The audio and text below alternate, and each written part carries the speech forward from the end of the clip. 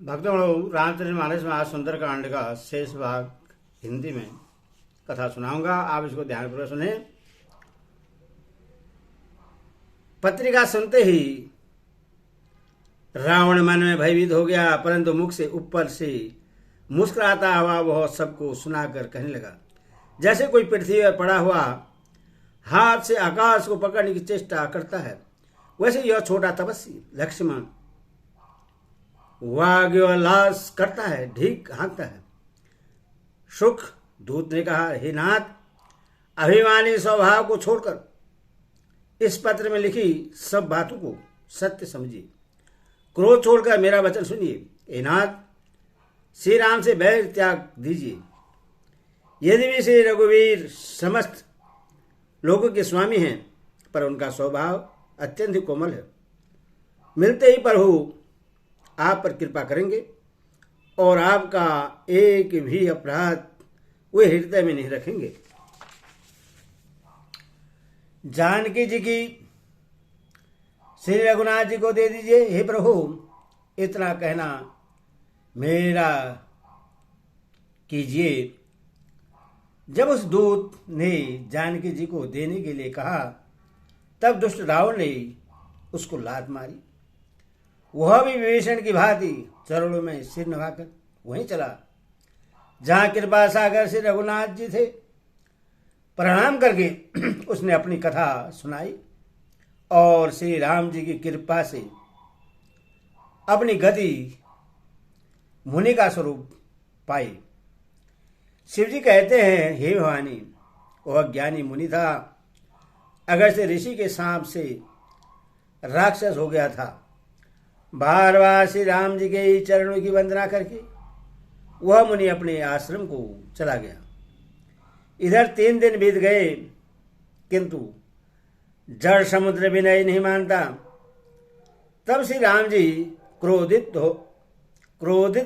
सहित बोले, बिना भय के प्रीति नहीं होती। हे लक्ष्मण, धनुष बाण लाओ, मैं अग्निबाण से समुद्र को सोख डालूं। मूर्ख से विनय, कुटिल के साथ प्रीति, स्वाभाविक ही कंजूस से सुंदर नीति, उदारता का उपदेश, ममता में फंसे हुए मनुष्य से ज्ञान की कथा, अत्यंत लोभी से वैराग्य का वर्णन, क्रोधी से सम शांति की बात और कामी से भगवान की कथा। इनका वैसा ही फल होता है जैसा उसर में बीज बोने से होता है, अर्थात उसर में बीज बोने की भांति यह सब व्यर्थ जाता है।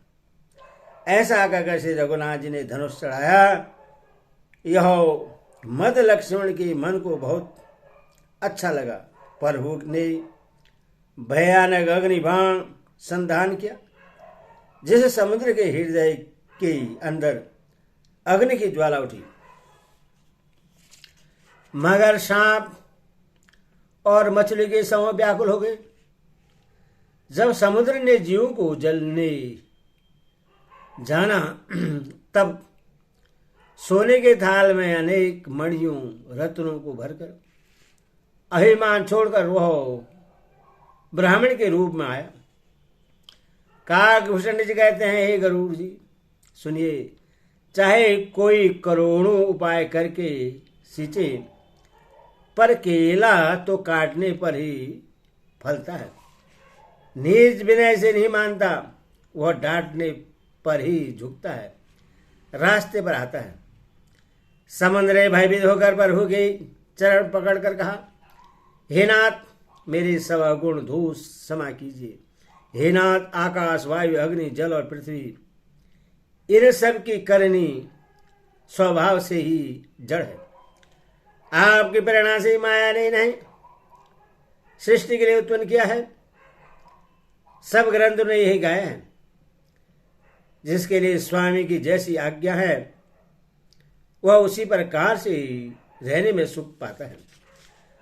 प्रभु ने अच्छा किया जो मुझे शिक्षा दंड दी, किंतु मर्यादा, जीवों का स्वभाव भी आपकी ही बनाई हुई है। ढोल, गवार, शूद्र, पशु और स्त्री, ये सब शिक्षा के अधिकारी हैं। प्रभु के प्रताप से मैं सूख जाऊंगा और सेना पार उतर जाएगी।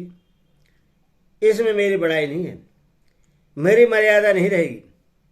तथापि प्रभु की आज्ञा अपील है, अर्थात आपकी आज्ञा का उल्लंघन नहीं हो सकता, ऐसा भेद गाते हैं। अब आपको जो अच्छा लगे मैं तुरंत वही करूं। समुद्र ने अत्यंत विनीत वचन सुनकर समुद्र के अत्यंत विनीत वचन सुनकर कृपालु श्री राम जी ने मुस्कुराकर कहा, हितात, जिस प्रकार बानर की सेना पार उतर जाए वह उपाय बतलाओ। समुद्र ने कहा, हे नाथ, नल और नील दो बानर भाई हैं। उन्होंने लड़कपन में ऋषि से आशीर्वाद पाया था। उनके स्पर्श कर लेने से ही भारी भारी पहाड़ भी आपके प्रताप से समुद्र पर तैर जाएंगे। मैं भी प्रभु की प्रभुता को हृदय में धारण कर अपने बल के अनुसार जहां तक मुझसे बन पड़ेगा सहायता करूंगा। हे नाथ, ईश्वर का समुद्र को बधाइए, जिससे तीनों लोगों में आपका सुंदर यश गाया जाए।